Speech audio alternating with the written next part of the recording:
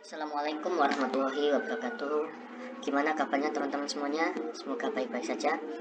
Pada kesempatan hari ini saya akan membahas mengenai kisi-kisi soal uji kompetensi teknis untuk P3K tahun 2022. Sebelumnya saya ucapkan dulu selamat kepada teman-teman yang sudah lolos seleksi administrasi untuk P3K guru.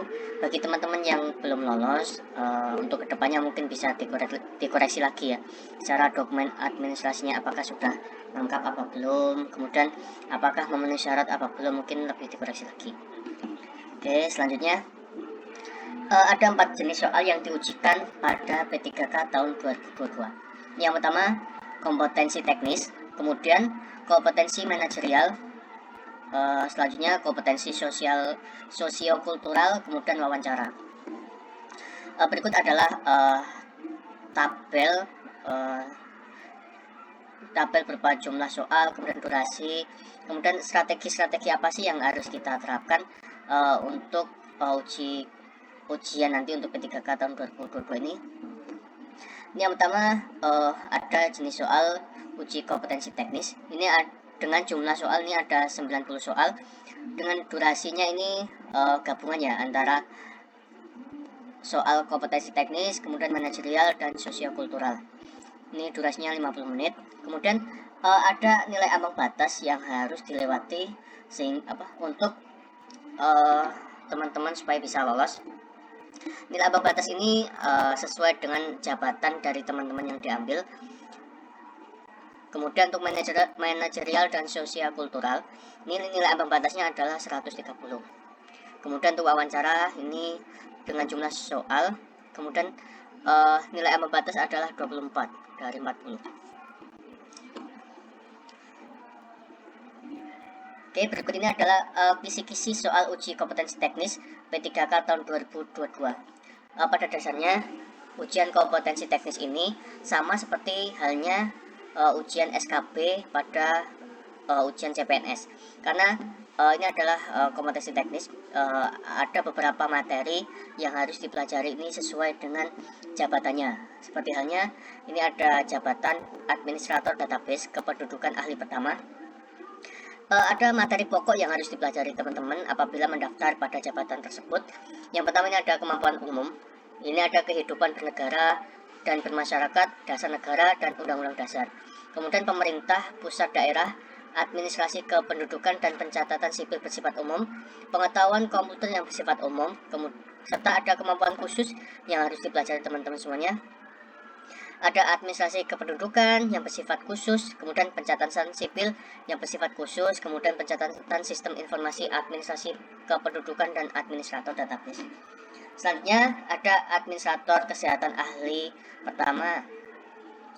Mungkin nanti teman-teman bisa download di link description ya untuk kisi-kisi terkait dengan kompetensi teknis P3K ini. Ini ada lagi untuk administrator kesehatan ahli pertama, ini ada kemampuan umum.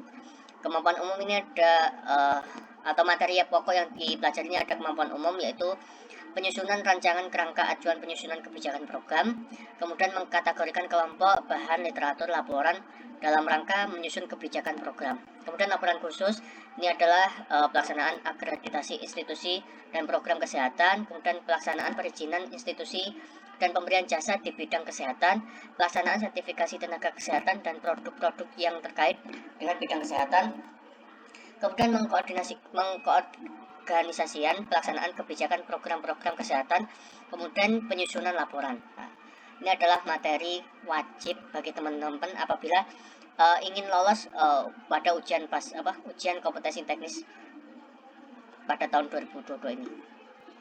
Ada lagi ini ada analisis akuakultur ahli pertama, kemudian analisis anggaran ahli pertama. Ini adalah materi pokok yang wajib teman-teman pelajari apabila mendaftar pada jabatan tersebut. Ini masih banyak lagi untuk jabatannya dan kompetensi yang wajib teman-teman pelajari. Ini ada untuk jabatan analis APBN ahli pertama, ini kemampuan umum, seperti prosedur, teknik, dan metodologi yang digunakan dalam penelitian kualitatif dan kuantitatif. Kemudian pendapatan nasional, perencanaan pembangunan, dan teori dasar ekonomi mikro dan makro.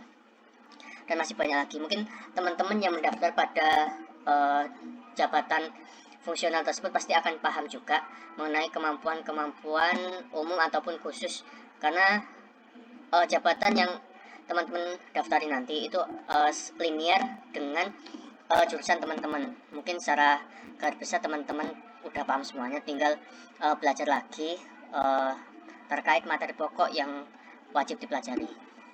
Ini ada lagi sampai jabatan nomor 227 seperti surveyor pemetaan ahli pertama, kemudian surveyor pemetaan terampil, kemudian teknik jalan dan jembatan ahli pertama, hingga verifikator keuangan. Ini materi umum, materi pokok yang pelajari berupa materi umum dan khusus terkait verifikasi bangunan. Mungkin video hari ini cukup sampai di sini.